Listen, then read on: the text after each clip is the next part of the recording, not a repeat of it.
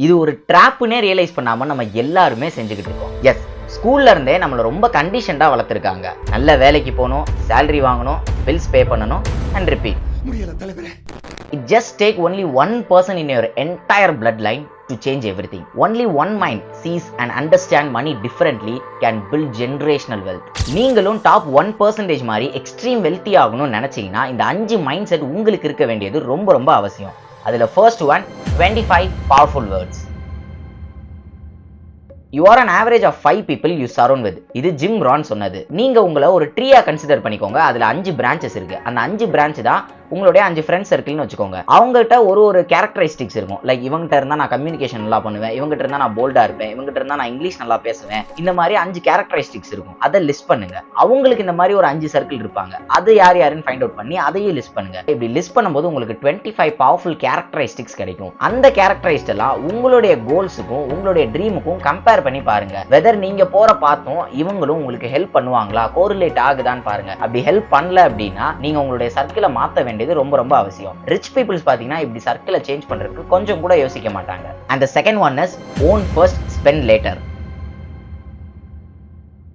இதுதான் இருக்கிறதுலே most important one. நான் நிறைய பிசினஸ் பீப்புள்ஸை மீட் பண்ணியிருக்கேன். அவங்ககிட்ட நான் கேட்குற மொதல் கேள்வி என்னவா இருக்கும்னா, மெட்டீரியலிஸ்டிக் திங்ஸுக்கு நீங்க அட்டாச் ஆயிருக்கீங்களான்னு கேட்பேன். அதுக்கு அவங்க சொல்ற பதில் தான் டாப் 1%க்கும் நமக்கும் டிஃபரெண்டே. They prioritize appreciating asset before prioritizing depreciating assets. இங்க நான் டெப்ரிஷியேட்டிங் அசெட்ஸ்க்கு அவங்க ப்ரியாரிட்டைஸே கொடுக்க மாட்டாங்கன்னு சொல்லல. பட் அதுக்கு ப்ரியாரிட்டைஸ் கொடுக்கறதுக்கு முன்னாடி அப்ரிஷியேட்டிங் அசெட்ஸ் தான் ஃபர்ஸ்ட் ப்ரியாரிட்டைஸ் பண்ணுவாங்கன்றத மைண்ட்ல வச்சுக்கோங்க. இதை பத்தி இன் டீடைலா கொஞ்சம் நான் லேட்டர்ல சொல்றேன். அவங்களுடைய ஃபுல் ஃபோக்கஸுமே ப்ராப்பர்ட்டிஸ், பிசினஸ், இன்வெஸ்ட்மெண்ட்ஸ் இதை சுத்தியே தான் இருக்கும். பிகாஸ் அவங்க இதுல மணி இன்வெஸ்ட் பண்ணாங்கன்னா அவங்களுக்கு அந்த பிசினஸ்ல இருந்து திருப்பி இன்கம் வரும். சிம்பிளா சொல்லணும்னா the money will start to make more money. However, on the other side, what we do is நம்ம கார் வாங்கணும், பைக் வாங்கணும், புதுசா அந்த டெக் கேஜெட்ஸ் வாங்கணும், திங்ஸ் வாங்கணும்னு சொல்லிட்டு இப்படி மெட்டீரியலிஸ்டிக் திங்ஸுக்கு நம்மளே அட்டாச் பண்ணி வச்சுக்கிறோம். இப்படி அட்டாச் பண்றது மூலியமா என்ன நமக்கு டிஸ்அட்வான்டேஜ்னா, over the period of time இதோட வேல்யூஸ் எல்லாமே குறைஞ்சிரும். பட் அவங்களோட வேல்யூஸ் எல்லாமே பாருங்க, ப்ராப்பர்ட்டிஸ், பிசினஸ், இன்வெஸ்ட்மெண்ட்னா அவங்களோட வேல்யூஸ் ஃபுல்லாமே ஏறிக்கிட்டு இருக்கும். அதே சைடு நம்மளோட வேல்யூஸ் ஃபுல்லா டிக்ரீஸ் ஆயிட்டே இருக்கும். பிளஸ் இதுல நம்ம கடன் வேற வச்சிருப்போம்,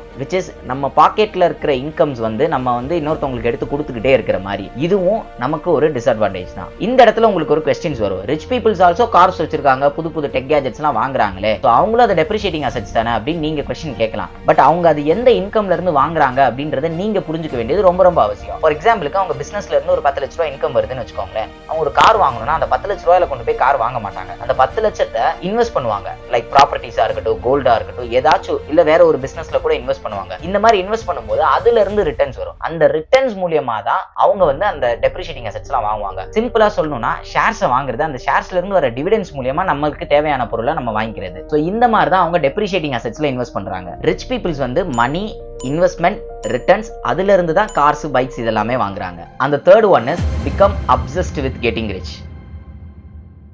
நீங்க ரிச் பீப்புள்ஸா பாக்குற யாருமே லக்குனால ரிச் ஆகவே இல்ல. எஸ், அதுதான் உண்மை. Luck is the byproduct of hard work. Think and grow rich புக்ல நெப்போலியன் ஹில் இது ரொம்ப அழகாவே சொல்லியிருப்பாரு. Desire is the starting point of all the achievements, not a wish, not a hope. ஏன் டிசைருக்கு இவ்வளவு இம்பார்ட்டன்ஸ் கொடுக்கணும்னா, இது வாரன் பஃபெட் சொன்ன ஒரு கோட்டோட நான் ரிலேட் பண்றேன். Without passion you don't have energy, without energy you have நத்திங்னு சொல்லுவாரு. ஸோ உங்களுக்கு ஒரு விஷயத்தை அச்சீவ் பண்ணணும்ன்ற டிசைர் இருந்து அதுல உங்களுக்கு பேஷனேட்டா இருந்தா மட்டும்தான் உங்களுக்கு சக்சஸ்ன்றது ஒண்ணு கிடைக்கும். சக்சஸ் நீங்க அடைஞ்சிட்டாலே போதும். அதுல இருந்து வர்ற பை ப்ராடக்ட் தான் மணியா இருக்கட்டும், ஃபேமா இருக்கட்டும், இது எல்லாமே அதோட பை ப்ராடக்ட் தான். So become obsessed with getting rich. And the fourth one is speak the language of possibility.